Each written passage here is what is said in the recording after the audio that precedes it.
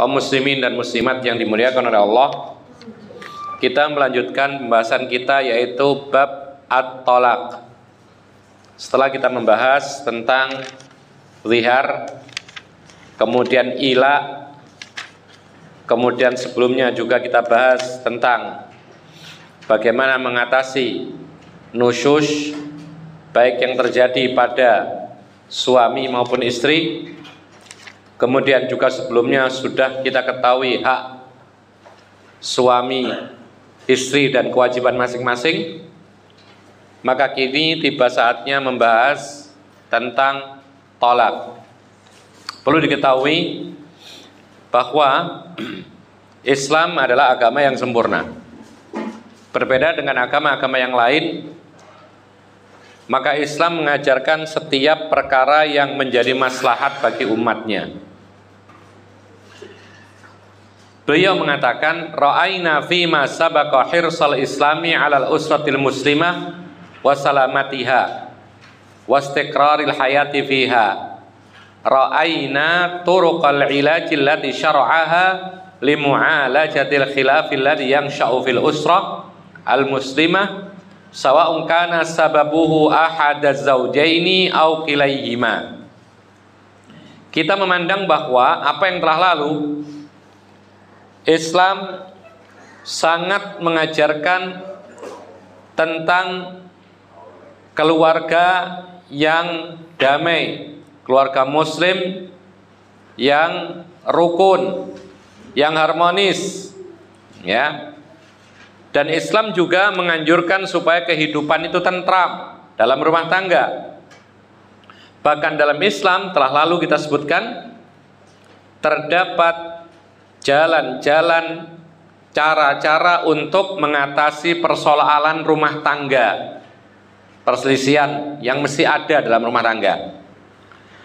Nah, ini semuanya harus diatasi oleh masing-masing pasangan, baik sebabnya adalah dari salah satu suami atau istri, atau dari keduanya, atau mungkin dari faktor luar.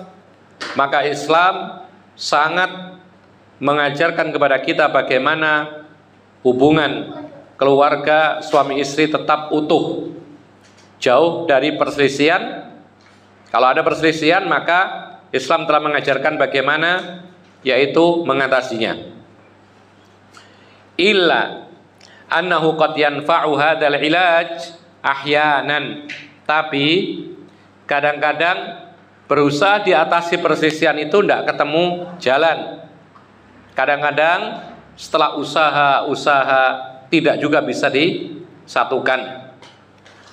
Listifhalil khilafi wa syiddatil khusuma, karena terlalu beratnya perselisihan dan sulitnya untuk disatukan. Wahina idzin fala budda min istikhdami ilajin aqwa wa huwa thalaq. Kalau sudah begini, kalau sudah tidak bisa disatukan, tidak mungkin kemudian dibiarkan berlarut-larut, kemudian suami istri status hanya sekedar status, padahal di rumah seperti neraka, tiap hari bertengkar, tiap hari tidak bisa saling ta'awun, tidak bisa saling memberi manfaat dan mengambil manfaat, ya. Yang ada adalah seperti orang lain di rumah, padahal itu pasangan sendiri. Maka seperti ini kadang-kadang saat itu menjadi suatu kebaikan yang dibolehkan, yaitu terpaksa harus bercerai. Inilah Islam. Lihat bagaimana dalam orang-orang Nasrani. Orang Nasrani itu menikah sekali seumur hidup, ya. Jadi kalau sekali menikah lalu kemudian tidak cocok, maka tidak ada perceraian. Tetap statusnya sampai mati, ini pasangannya ini, tidak bisa dirubah statusnya. Maka yang terjadi bagaimana? Bertahan dalam status hubungan suami istri, tapi pada hakikatnya dia tidak suka dan tidak bisa bertemu. Akhirnya si laki-laki menikah lagi dengan yang lain, atau selingkuh, perempuannya juga demikian, menikah lagi dengan yang lain, sehingga terjadilah kadang-kadang seorang wanita itu hakikatnya memiliki suami lebih dari satu. Maka Islam tidak demikian. Oleh karena itu, ikhwana fiddin azakumullah, kalau kita perhatikan dalam fikih Islam itu ada nikah yang harus kita pelajari, dan hal-hal yang berkaitan dengan pernikahan, ada syarat rukun, wajib, sunnah, dan lain sebagainya. Lalu kemudian ada yang namanya kewajiban-kewajiban, hak-hak. Ini kita pelajari semua. Tapi kita harus mengingat ada juga pembahasan talak yang harus kita mengerti juga, karena bahaya kalau tidak mengerti. Orang sudah terlanjur menikah, semangat menikah, ternyata tidak mendapati kecocokan, lalu kemudian pengen bubar seenaknya saja. Kadang-kadang membubarkan pernikahan dengan perkataan yang buruk, ya. Kadang-kadang membubarkan pernikahan dengan ditinggal istrinya entah kemana, gak ketahuan rimbanya. Kadang-kadang karena dia marah kepada istrinya karena tanpa ilmu yang dia pelajari tentang talak, maka kemudian dia jatuhkan talak. Misalnya, saya talak kamu 1 juta, misalnya, saking pegelnya, ya. Padahal dalam Islam nggak ada talak 1 juta, maksimal talak itu 3. Itu pun harus bertahap, ada 1, ada masa iddah, ada kedua, ada masa iddah, baru 3. Dan 1, 2 ini masih bisa rujuk kembali. Nah, oleh karena itu, ikhwana fiddin azakumullah, Allah memperhatikan masalah talak sebagaimana Allah memperhatikan masalah nikah, ya. Cuman antara nikah dengan talak itu yang lebih berat adalah talak. Antara nikah dengan talak itu yang lebih berat adalah talak, karena ada banyak sekali konsekuensi, ya. Oleh karena itu dalam Al-Quran ada surat At-Talak, tidak ada surat apa? An-Nikah, tidak ada. Jadi ada surat At-Talak, nggak ada surat An-Nikah. An-Nikah ada pembahasannya dalam beberapa ayat saja. Tapi kalau masalah talak, 1 surat penuh isinya talak. Ini menunjukkan bahwa Allah perhatian khusus tentang talak dan memberikan perhatian lebih besar tentang talak daripada yaitu nikah. Semuanya adalah penting, tapi lebih diperhatikan bagi seorang yang menikah itu masalah talak. Jangan sampai kemudian sembarang menjatuhkan talak. Tapi ada orang ketika marah kemudian menceraikan istrinya dengan talak, kamu saya cerai. Karena saking marahnya dia mengatakan, kamu saya cerai 1000 kali, ya, sambil marah-marah gitu. Lalu ada tetangganya mengingatkan juga, enggak boleh talak 1000, kamu juga saya cerai, tetangganya, ya. Lalu kemudian ada Pak RT-nya datang, oh enggak boleh begitu, kamu enggak boleh menceraikan istrinya sampai 1000, tetangga lagi, kamu juga Pak RT. Semua akhirnya diceraikan. Ini terjadi karena apa? Karena ketidaktahuan terhadap hukum, yaitu talak. Ma'asyiral muslimin rahimakumullah. Tentu saja kita harus mengetahui hukum dasar talak itu adalah dibenci oleh Allah dan disuka oleh iblis. Dulu pernah kita ceritakan, iblis itu singgasananya di atas air atau di atas laut, kemudian setiap hari mengirim pasukannya untuk menggoda manusia, menyesatkan manusia. Dan setiap sore hari datang utusannya melapor, saya lakukan ini. Kemudian iblis mengatakan, kamu belum melakukan apa-apa, ringan itu, nggak ada apa-apanya. Lalu ketika ada yang mengatakan dari pasukan iblis, saya terus menerus mengikuti suami istri A dan B, saya ikuti terus, saya goda, saya pisahkan, saya buat pertengkar, sampai akhirnya bercerai. Lalu kemudian iblis mengatakan, kamu baru yang melakukan sesuatu. Lalu kemudian diberikan tempat yang dekat dengan iblis, kedudukan tinggi yang disematkan oleh iblis kepada tentaranya yang berusaha dan berhasil untuk menceraikan hubungan suami istri. Tetapi ikhwan fillah azakumullah, Islam membolehkan perceraian kalau ada sebabnya. Kalau ada sebabnya. Dan sebab itu bisa dari suami, bisa dari istri, atau bisa dari yang lain. Ya. Makanya pada zaman Rasulullah SAW itu terjadi juga perceraian. Ibnu Umar, sahabat Nabi radhiyallahu anhu, pernah bercerai dengan istrinya. Ya, bahkan Nabi sendiri pernah ketika menikah dengan Ibnatul Jaun belum sempat dikumpuli, kemudian dipisahkan, diceraikan oleh Rasulullah SAW. Dalam satu riwayat demikian. Artinya apa? Meskipun itu perkara yang dibenci, tapi kalau ada sebabnya, maka itu menjadi boleh.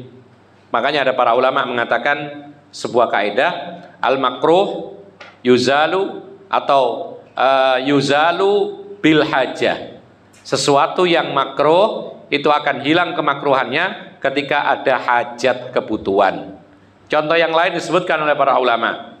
Suami istri menikah, kemudian berusaha harmonis, sudah maksimal berusaha, tapi kok tidak bisa, ya, kebiasaannya berbeda, betul-betul berbeda 100%, tidak bisa disatukan, sehingga tiap hari ribut, berusaha didamaikan, tidak bisa, maka disinilah saat itu bisa jadi perceraian adalah sebuah kebaikan, sehingga si perempuan nanti bisa mendapatkan keluarga yang lebih baik, si laki pun juga mendapatkan pasangan yang lebih cocok atau lebih baik. Wal muta'ammil fi ahkamit talaqi yata'akkadu lahu madda hirsil islami ala muassasatil bait. Orang yang perhatian kepada hukum talak itu merasa yakin bahwa Islam ini sangat jauh, yaitu berusaha untuk menyatukan bangunan rumah tangga. Wa raghbatihi fi baqa'i syarikah baina zaujain. Islam ini menginginkan supaya utuh keluarga itu. Dzalika anal Islam hina abahat talaq lam yaj'alhu marratan wahida. Hal itu dibuktikan dalam Islam, talak itu tidak langsung sekaligus. Satu kali cerai langsung putus hubungan, nggak ada hubungan selama-lamanya, tidak. Ada tahapan dalam Islam itu. Bihaitsu tanqati'u hadhil ilaqa baina zaujain. Islam itu caranya itu bertahap, tidak kemudian ketika suami menjatuhkan talak lalu kemudian putus hubungan selama-lamanya, tidak mungkin balik lagi. Tidak demikian. Fala tattasilu abadan idza talaqa ar-rajulu al-mar'ata. Maka kemudian Islam itu tidak seperti yang digambarkan, yaitu apa? Ketika talak kemudian apa? Kemudian tidak ada hubungan sama sekali. Masih ada hubungan, apalagi punya anak, apalagi punya mertua masih hidup. Mertua itu tidak bisa dicerai. Kalau istri bisa dicerai, tapi mertua nggak bisa dicerai, anak nggak bisa dicerai, ya. Mertua itu mahramnya suami. Suami menceraikan istrinya, mertua tetap mertua, nggak ada mantan mertua. Yang ada itu mantan istri. Anak diceraikan ibunya menjadi mantan istri, tapi anak tetap anaknya, nggak ada mantan anak. Kalau di tempat kita kan banyak laki-laki yang zalim, ketika menceraikan istrinya itu semua dicerai. Istrinya dicerai, anaknya dicerai, nggak dinafkahi, mertuanya pun juga tidak disapa, semuanya. Maka ini termasuk kezaliman. Wa inna ma abahat talaq wa amara an yakuna ala marat. Islam membolehkan talak dan memerintahkan supaya ada beberapa kali talak. Allah berfirman, at-talaqu marratani fa imsakun bima'rufin aw tasrihun bi ihsan. Talak itu 2 kali yang boleh rujuk. Ya. Maka orang yang mendapati istrinya mungkin tidak ada kecocokan, maka imsakun bima'ruf, bertahan, genggam, bertahan sebagai istri, sebagai suami dengan cara yang baik, atau berpisah dengan cara baik-baik. Jadi merupakan kezaliman seorang laki-laki ketika menikahi seorang wanita dengan cara yang baik, tapi karena tidak cocok kemudian pergi begitu saja tanpa kasih kabar. Ini namanya tasrihun bifasad atau bisu. Berpisah tapi dengan cara yang buruk. Islam mengajarkan kalau berpisah maka berpisah dengan baik-baik. Caranya bagaimana? Akan diajarkan dalam bab ini. Ya. Kemudian ikhwana fiddin azakumullah. Beliau mengatakan lagi, wa idza talaqa ar-rajulul mar'atal ula aw tsaniyah falaisa min haqqihi ikhraju mutallaqatihi min baitihi hatta tanqadhiya iddatuha bal walaysa lahal khuruj. Ini aturannya. Apabila suami menceraikan istri yang pertama, ya, jadi belum pernah mengucapkan kata cerai, baru kali ini si laki-laki mengatakan kamu saya ceraikan atau kamu saya talak. Ini yang pertama. Atau mungkin ini sudah berlalu lama, sekarang ini yang kedua, ini sama hukumnya. Maka tidak ada hak bagi sang suami untuk mengeluarkan istrinya dari rumahnya sampai habis masa iddahnya. Nah, ini banyak pelanggaran sekarang ini. Jadi suami ketika marah kepada istrinya, lalu dia mengatakan, saya ceraikan kamu, sekarang pulang saja ke rumah orang tuamu. Ini zalim.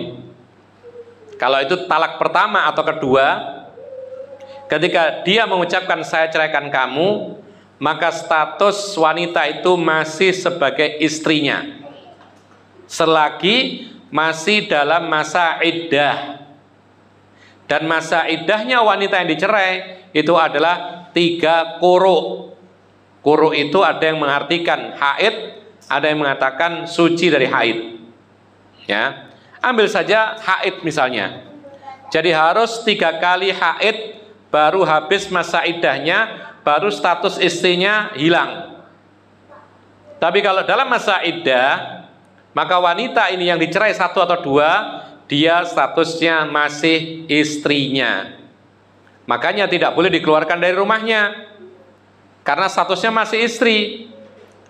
Taib, sekarang gini, suami menceraikan istrinya, talak pertama atau kedua, ini sama. Ya, tadi kita katakan wanita itu selama masa iddah statusnya masih istri. Berarti masih dinafkahi nggak? Masih. Boleh nggak saling melihat? Hah? Melihat? Boleh. Boleh nggak berduaan? Boleh. Boleh nggak kelihatan auratnya? Boleh semua.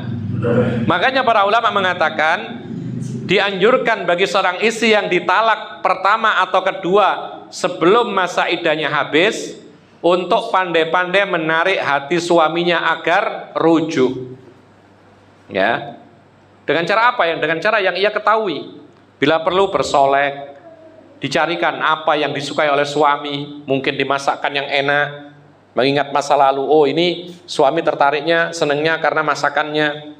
Ya, disampaikan sesuatu yang indah-indah dari si istri yang dicerai 1 atau 2. Ini dianjurkan supaya apa? Supaya rujuk. Taib.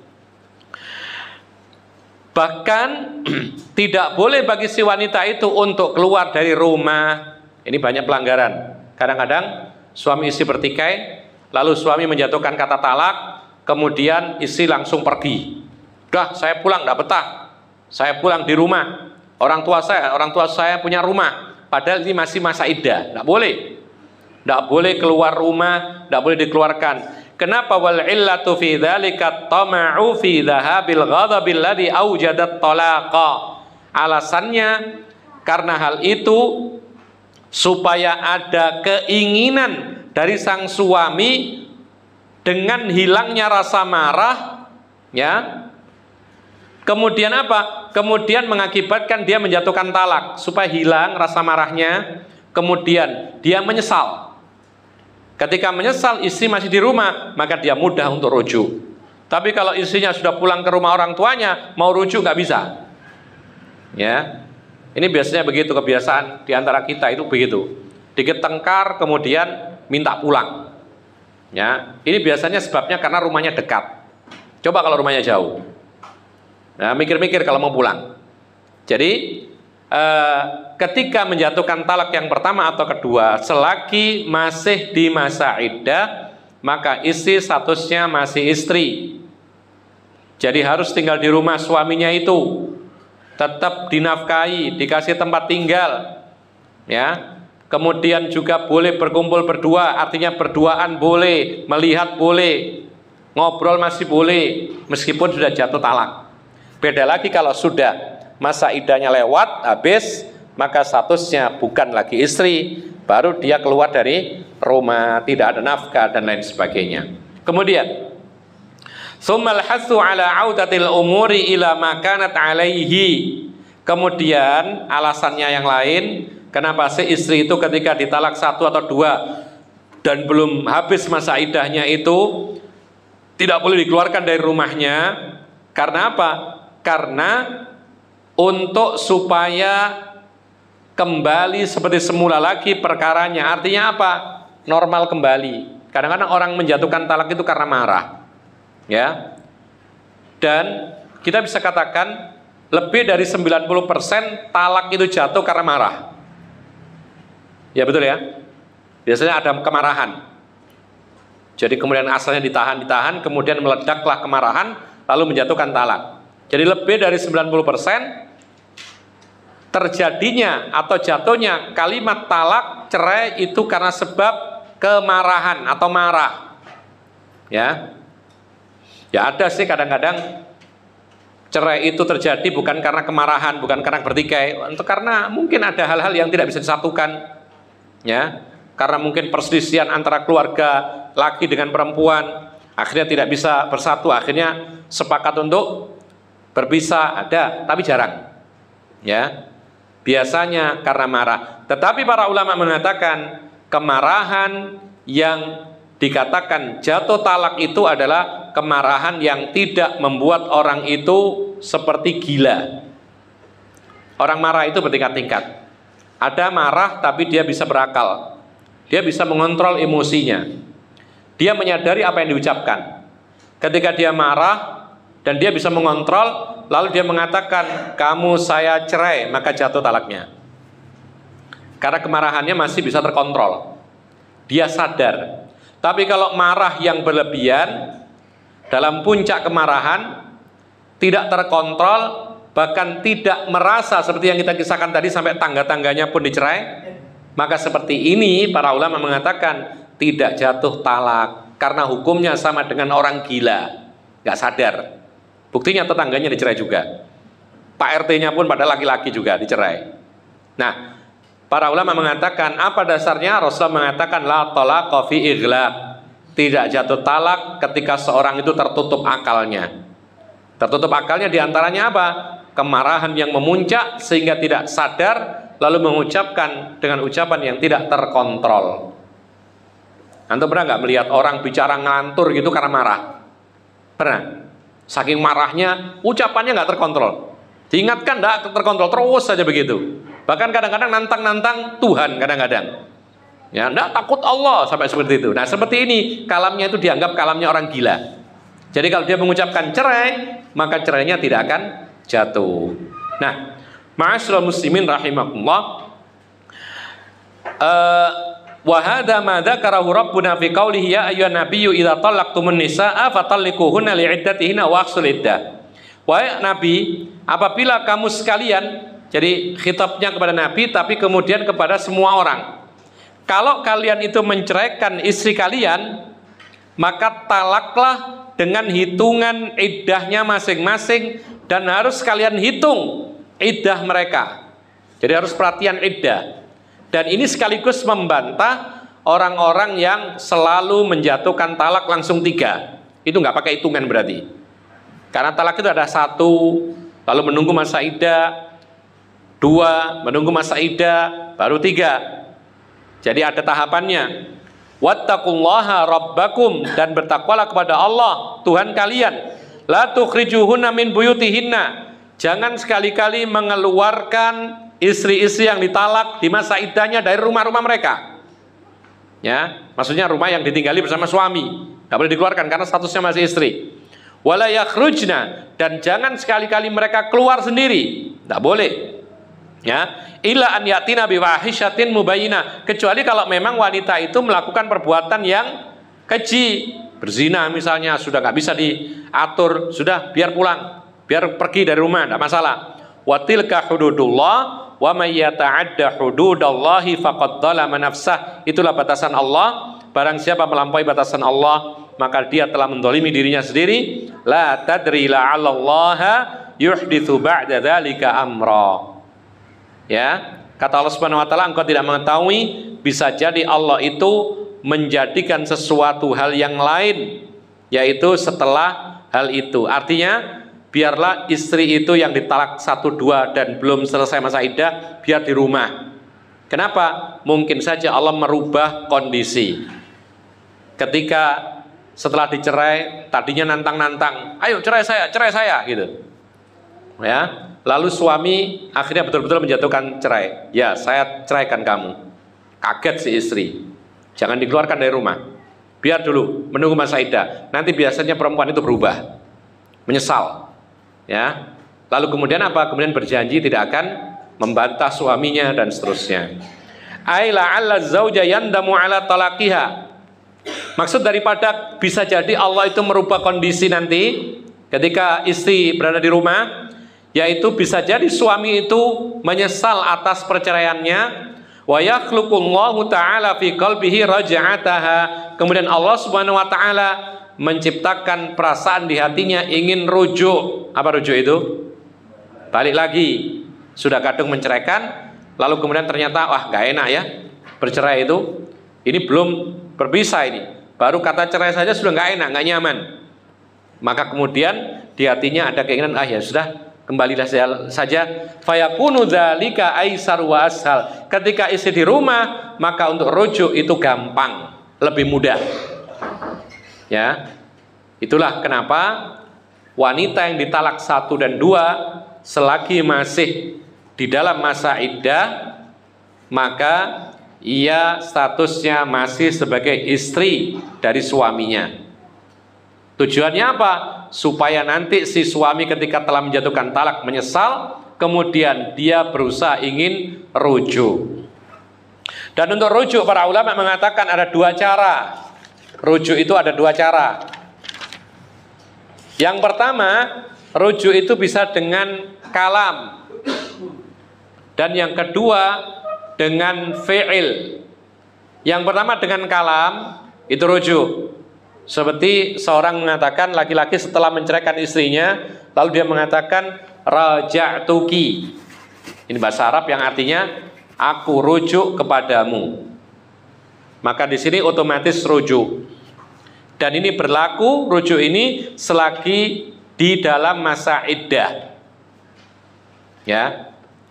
Yang kedua, rujuk itu dengan fi'il, perbuatan. Apa itu disebutkan oleh para ulama? Ketika suami setelah menjatuhkan talak kepada istrinya, lalu dia sengaja mengumpuli istrinya, maka ini sama dengan rujuk.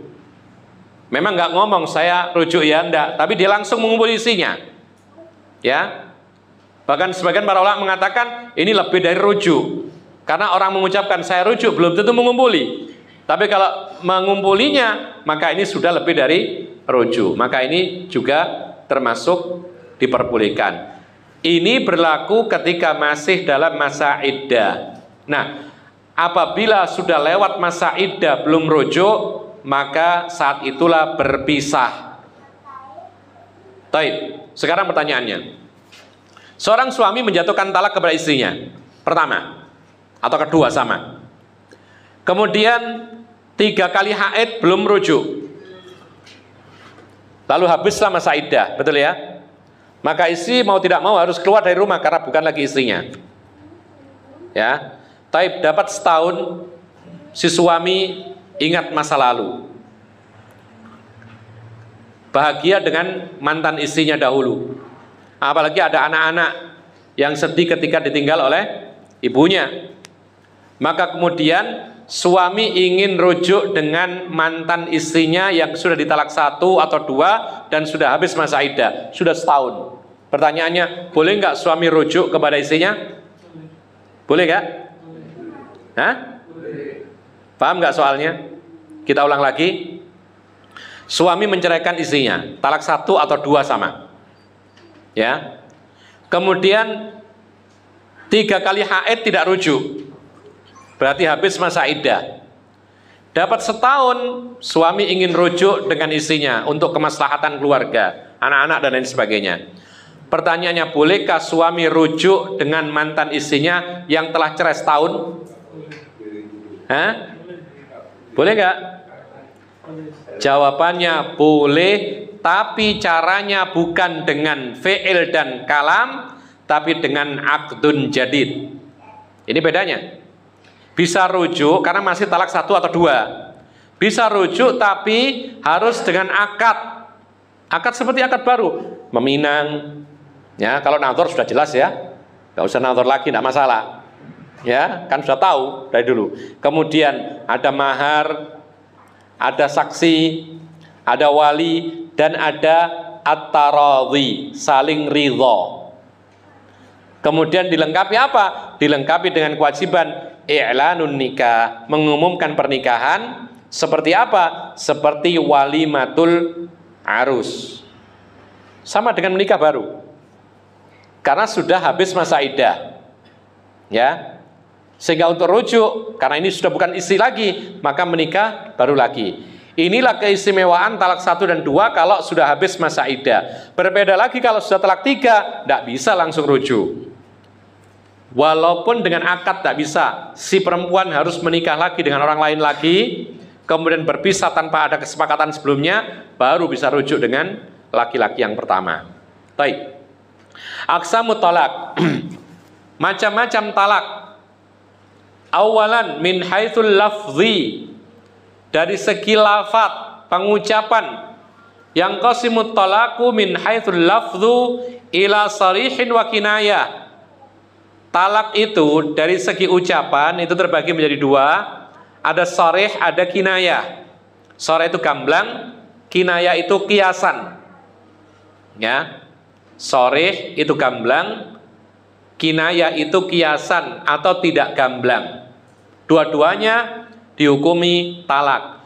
Fas-sharihu huwa alladhi yufhamu min ma'nal kalami 'inda talaffudzi bih wa la yahtamilu ghairahu mithla anti talikun wa mutallaqatun wa kullu mashtuqqa min lafdzi talaqi. Talak dari sisi pelafatannya, yang pertama adalah sarih, gamblang, maksudnya adalah ucapan talak ya yang tidak mengandung makna kecuali talak, cerai. Bahasa kita ya cerai. Talak bahasa Arab jadi bahasa Indonesia ya. Jadi kalau ada orang mengatakan kamu saya talak, ya ini gamblang atau tidak gamblang? Gamblang. Semua orang paham ini adalah talak. Kamu saya cerai, gamblang atau tidak gamblang? Gamblang. Karena semua paham ini maksudnya cerai, ya bercerai. Maka seperti ini, ya. Dan pecahan-pecahan kata yang asalnya dari cerai dan talak, maka ini semuanya dihukumi lafadz talak yang gamblang. Ya. Terus bagaimana hukumnya? Wa hadza yaqa'u bihi talak. Kalimat talak yang gamblang ini dihukumi jatuh talak bagaimanapun juga. Makanya hati-hati. Jangan mudah-mudahan untuk ngomong talak, dikit-dikit cerai, dikit-dikit cerai. Ya. Dikit-dikit cerai. Biasanya pemicunya itu kalau laki-laki ngomong poligami. Biasanya. Saya mau poligami ah. Oh ya sudah saya minta cerai. Ya sudah cerai. Jatuh cerai seperti itu. Karena lafadznya gamblang gitu loh. Ya.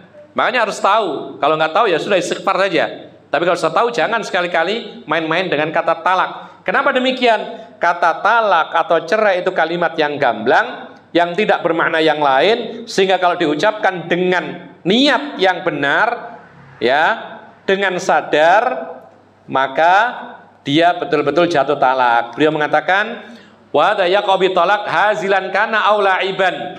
Baik serius atau tidak serius, yang penting dia sadar, itu jatuh talak. Ya. Ketika ngobrol masalah poligami kan sadar. Maka ketika mengucapkan kata cerai, itu jatuh talak. Kemudian beliau mengatakan lagi,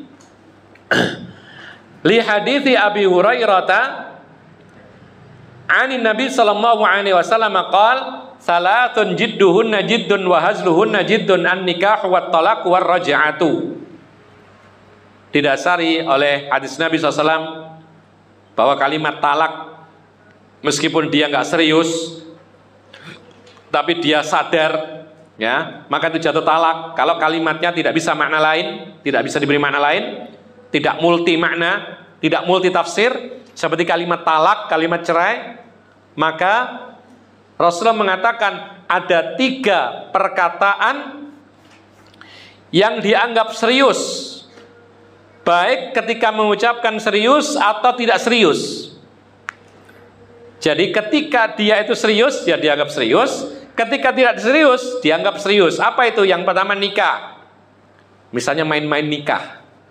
Main-main nikah itu jatuh pernikahan. Sah pernikahannya. Asalkan terpenuhi syarat dan rukunnya. Ya, misalnya antum main-main, misalnya sama sepupuan, ayo kita buat film, gitu ya, main-main. Ini sepupu dengan sepupu laki perempuan. Di sini ada walinya. Kemudian ini ada saksinya 2 minimal. Lalu kemudian bikin makan-makan, ya. Lalu maharnya ada disebutkan 1 juta misalnya. Cuman bikin film, konten. Maka ini jatuh pernikahan. Ini jadi suami istri. Itu yang dikatakan oleh Nabi SAW. Yang pertama adalah nikah, yang kedua talak, yang ketiga rujuk. Rujuk pun juga tidak bisa main-main. Kalau rujuk ya rujuk aja. Ya, ketika suami mengatakan saya cerai kamu, lalu dia mengatakan ya saya rujuk saja. Kemudian istrinya mengatakan alhamdulillah enggak saya main-main. Enggak bisa. Ya, rujuk ya rujuk meskipun dia mengucapkannya dengan main-main tapi dia sadar, maka ini jatuh rujuk. Jadi 3 hal ini, main-main atau tidak serius dianggap serius. Apa tadi 3? Nikah, talak, rujuk. Baik. Jadi seperti film-film sinetron, kadang-kadang kan ada akad nikah itu. Sah nggak itu? Main-main? Belum tentu. Karena kita lihat syarat terpenuhi nggak, rukunnya terpenuhi nggak. Kadang-kadang biasanya yang jadi wali orang lain, berarti nggak benar ini seperti ini. Cuman main-main seperti ini nggak boleh. Ya, main-main seperti ini tidak diperkenankan. Kemudian ikhwan fiddin azakumullah. Yang kedua, lafadz talak itu adalah kinayah. Kinayah itu adalah kiasan. Apa maksudnya? Tidak gamblang. Ma yahtamilut talak wa ghairahu. Kalimat yang bisa bermakna talak atau cerai, bermakna juga bisa selain talak atau cerai. Contohnya, mithlu ilhaqi bi ahliki wa nahwihi. Seperti suami mengatakan apa? Ilhaqi, pulang saja ke rumah orang tuamu. Ya, ketika suami marah kepada istrinya, kamu sekarang pulang ke rumahmu. Apakah ini cerai? Ini kalimat yang bisa bermakna cerai, bisa bermakna lain. Bisa bermakna memang pulang sebentar kamu ke rumahmu, lagi marah misalnya.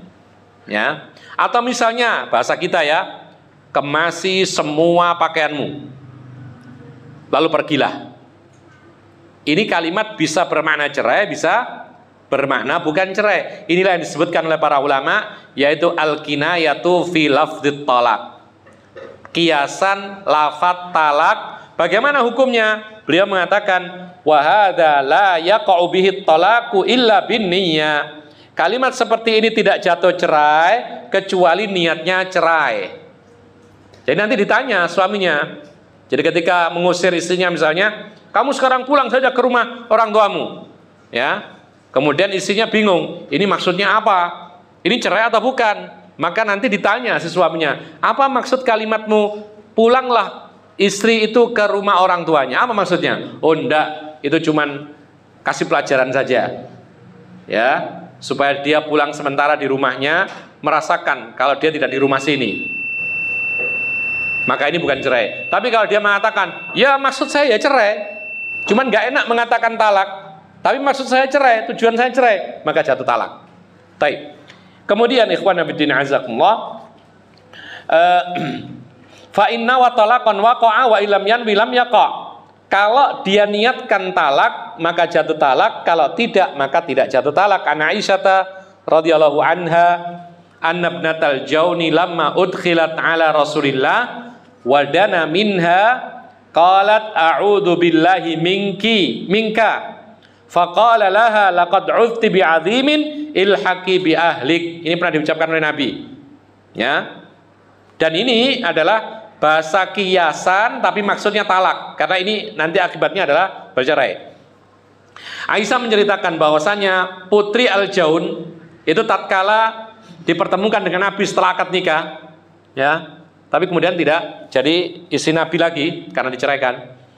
Ketika dipertemukan dengan Nabi SAW dan Rasulullah mendekati si bintul Jaun ini, maka si perempuan ini mengatakan a'udzu billahi minka. Apa maksudnya? Aku berlindung kepada Allah darimu. Siapamu ini? Rasulullah, digitukan. Maka Rasul tidak main-main kalau masalah ini. ya, maka Rasul langsung mengatakan, engkau telah meminta perlindungan kepada yang Maha Agung, maka pulanglah ke rumah orang tuamu. Ini diterangkan oleh para ulama, ternyata kemudian maksudnya adalah Rasulullah menceraikan, tapi dengan bahasa yang kiasan. Baik. Di sisi yang lain ada kisah berikutnya, yaitu apa? Rasulullah SAW memerintahkan kepada salah seorang sahabatnya, Ka'ab ibnu Malik, ketika beliau melakukan pelanggaran yang besar, tidak ikut perang, tidak ada alasan. Kemudian apa? Kemudian Rasulullah SAW mengatakan, i'tazil imra'atak, hindari istrimu. Lalu ditanyakan oleh Ka'ab bin Malik, wahai Rasulullah, maksudnya aku cerai atau bagaimana? Rasulullah tetap mengatakan, i'tazilha, hindari saja. Artinya apa? Bukan cerai. Jadi kalimat seperti ini bergantung kepada niatnya. Ternyata kemudian setelah turun ayat tentang, yaitu apa? Yaitu pembebasan Ka'ab bin Malik dari dosa ini, dimaafkan karena sudah dihajar, diboikot oleh Rasulullah dan para sahabatnya 50 hari karena sebab tidak ikut perang, ya. Maka kemudian Rasulullah, perang Tabuk saat itu, Rasulullah SAW kemudian mengembalikan lagi Ka'ab bin Malik dengan istrinya. Berarti bukan cerai. Afan, kita sekarang sudah adzan, setelah itu kita lanjutkan lagi. Allahu a'lam. Kita lanjutkan pembahasan berikutnya adalah min haitsu ta'liqi wa tanjis. Talak dari segi pengikatan dan tidak pengikatan. Maksudnya apa? Maksudnya adalah talak itu kadang-kadang ketika mengucapkan talak, menjatuhkan talak itu diikat oleh sebuah syarat, ya, atau tidak diikat oleh sebuah syarat. Beliau mengatakan sighatut talak imma an takuna munjazah wa imma an takuna mu'allaqah. Kalimat talak itu bisa jadi tidak terikat, bisa jadi terikat. Terikat oleh apa? Oleh sebuah syarat yang disebutkan. Fal munjaza, yang tidak terikat itu adalah hiyallati qasada biha man asdaraha wuqu'at talaq fil hal, yaitu seorang yang menjatuhkan talak langsung dia tujukan sekarang juga tanpa syarat. Ka'an yaqula zauju li zaujatihi anti talik, seperti suami mengatakan kepada istrinya, kamu saya cerai, atau kamu sekarang saya talak. Maka ini namanya munjaza. Tidak ada syarat apa-apa, tidak ada pengikat syarat, ya. Taib. Nanti akan jelas, lebih jelas lagi dengan yang terikat. Wa hukmu hadzal talaq annahu yaqa'u fil hal. Maka hukum kalimat seperti ini, seperti si laki-laki mengatakan kamu saya cerai, kamu saya talak, maka talak itu jatuh langsung saat itu juga. Jadi meskipun nggak dicatat di KUA, maka jatuh talak saat itu juga, mulai dihitung masa iddah setelah mengucapkan kalimat tersebut, karena tidak diikat dengan syarat. Mata sadara min ahlihi wa sadafa mahalan lah, kapan terucap dari orangnya, ya, dan mengenai apa yang diucapkan, tidak ada penghalang, maka saat itulah jatuh talak, tidak ada penghalang, dan yang mengucapkan betul-betul sadar. Taib. Ini yang munjaza, yang tidak terikat. Wa amal mu'allaq, adapun yang terikat, fahuwa ma ja'ala zauj fihi husulat talaq mu'allaqan ala syartin, yaitu kalimat talak yang diikat maksudnya adalah seorang suami menjadikan terjatuhnya talak itu diikat dengan sebuah syarat yang terjadi. Apa contohnya? Mitu'an yaqula li zaujatihi in dhahabti ila makani kada fa anti talik. Contohnya adalah suami mengatakan pada istrinya, kalau kamu pergi ke rumah si fulan itu, maka kamu saya cerai. Kalau kamu masuk ke warung itu, saya cerai. Kalau kamu mengunjungi kawanmu yang rusak itu misalnya, saya cerai. Atau kalau kamu menghubungi si fulan, kadang-kadang sekarang ini fitnah HP, ya.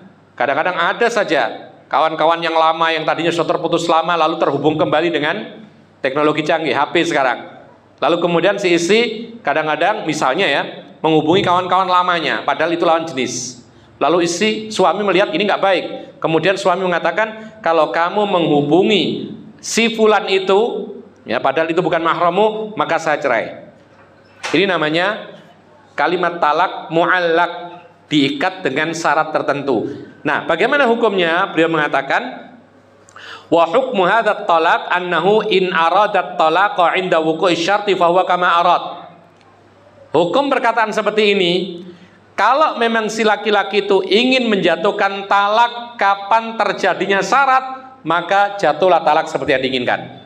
Jadi begini, misalnya suami melihat istrinya ini kadang-kadang yaitu menghubungi kawan-kawan lamanya, kawan-kawan sekolah, lawan jenis, laki-laki, padahal nggak boleh dalam Islam. Maka si suami mengatakan, kalau kamu sekali lagi menghubungi si fulan itu, maka saya cerai kamu ini. Nah, seperti ini sama dengan lafadz kinayah. Maka dilihat kepada niatnya, apa niatannya dia dengan ikatan seperti ini. Kalau memang niatnya menjatuhkan talak kapan terjadi syarat itu, maka jatuh talak ketika si perempuan betul-betul menghubungi laki-laki tadi. Tapi wa amma in qasada bihil hadda 'alal fi'li awit tarki wa nahwi dzalika fa huwa yamin. Tapi kalau tujuan si laki-laki itu ya supaya sang istri berhenti, bukan talak tujuannya, supaya tidak main-main dengan HP tadi, dengan lawan jenis, berhentilah nakut-nakuti dengan cerai. Ya, kalau memang tujuannya itu, maka ini hukumnya sama dengan sumpah. Ya, maka ilam yaqa ma halafa alaihi lam yalzamu syai'. Kalau tidak terjadi, ternyata istrinya nggak menghubungi, berarti aman, tidak ada kewajiban apa-apa. Tapi kalau ternyata wa in waqa lazimatu kafaratu yamin, tapi kalau istrinya betul-betul menghubungi laki-laki yang bukan mahramnya ini, berarti si laki-lakinya ini sama dengan bersumpah lalu dilanggar. Karena dia tidak menjatuhkan talak tadi. Karena tujuannya adalah hanya mengingatkan si wanita jangan sampai menghubungi laki-laki itu. Ternyata dilanggar oleh istrinya, maka sang suami sama halnya dengan melanggar sumpah, maka dia harus membayar kafarat sumpah yang disebutkan dalam surat Al-Maidah, yaitu memilih satu di antara tiga, memberi makan 10 fakir miskin, atau memberi pakaian 10 fakir miskin, atau memberikan budak. Kalau tidak mampu maka berpuasa 3 hari berturut-turut. Sehingga ikhwan fillah azakumullah, kita bisa simpulkan permasalahan talak sebelum kita lanjutkan kepada hal yang lebih panjang lagi, karena nanti akan ada istilah sunnah dan bid'ah dalam talak. Jadi ada talakun sunni, ada talakun bid'i, ada talakus sunnah, ada talakul bid'ah. Tapi di sini maksudnya sunnah bid'ah ini bukan berarti bid'ah mengada-ngadakan perkara baru dalam agama, bukan. Tapi maksudnya sunnah adalah talak yang sesuai dengan petunjuk Rasul. Lalu talakul bid'ah artinya talak yang tidak sesuai dengan petunjuk Rasulullah Sallallahu Alaihi Wasallam. Sebagai kesimpulan yang pertama, yaitu talak dalam Islam memang ada, namun hukum asalnya dibenci oleh Allah dan disuka oleh iblis. Ini satu. Yang kedua, Islam perhatian sangat terhadap masalah talak, dan selayaknya seorang muslim mengetahui hukum-hukum yang terkait dengan talak, ya, sebagaimana seorang muslim mengetahui hukum-hukum berkaitan dengan nikah. Ya. Lalu yang ketiga, talak itu ada aturannya. Ya. Ada aturannya. Dan talak ini adalah jalan terakhir setelah usaha demi usaha untuk menyatukan suami istri tidak berhasil. Jalan terakhir. Kemudian yang berikutnya kita sebutkan, yaitu kesimpulan yang berikutnya, bahwasanya seorang suami yang mentalak istrinya pertama atau kedua, selagi di masa iddah, maka wanita tersebut masih dihukumi sebagai istrinya. Konsekuensinya tidak boleh dikeluarkan dari rumah, tetap dinafkahi, ya, boleh berduaan, boleh sering melihat, dan seterusnya. Lalu yang berikutnya, ketika suami mentalak istrinya yang pertama dan yang kedua, ketika masih dalam masa iddah, maka para ulama menganjurkan bagaimana supaya rujuk. Bagaimana supaya rujuk? Ya. Itulah yang dikatakan oleh Allah, la'allallaha yuhditsu ba'da dzalika amra. Barangkali saja Allah menjadikan perkara lain setelah perceraian tadi. Ternyata berubah, ternyata menyesal dan seterusnya. Berikutnya disebutkan oleh para ulama tentang kenapa istri yang dicerai 1 atau 2 selagi di masa iddah masih tetap di dalam rumah, tidak boleh dikeluarkan. Tujuannya supaya bisa lebih mudah untuk rujuk. Baik, perkara berikutnya. Rujuk itu bisa dengan salah satu 2 cara. Dengan kalam, seperti laki-laki mengatakan saya rujuk kepadamu, atau roja'tuki, atau dengan fi'il perbuatan, yaitu si laki-laki setelah menceraikan istrinya 1 atau 2 di masa iddah, lalu tiba-tiba si laki-laki mengumpulinya, berarti dia rujuk. Kemudian tentang lafadz talak itu ada 2 macam. Yang pertama, lafadz talak sarih, gamblang. Apa maksudnya? Kalimat yang tidak ada makna lain kecuali bermakna cerai atau talak. Maka kalau mengucapkan lafadz talak secara gamblang, jatuh talak baik serius maupun tidak serius. Yang penting dia sadar. Yang kedua, lafadz talak itu yaitu tidak gamblang atau kiasan. Suatu kata bisa bermakna talak, bisa bermakna selain talak. Apa contohnya tadi? Kamu pulang saja ke rumahmu, kemasi barang-barangmu. Apa contohnya lagi? Minggatlah dari rumah ini, misalnya.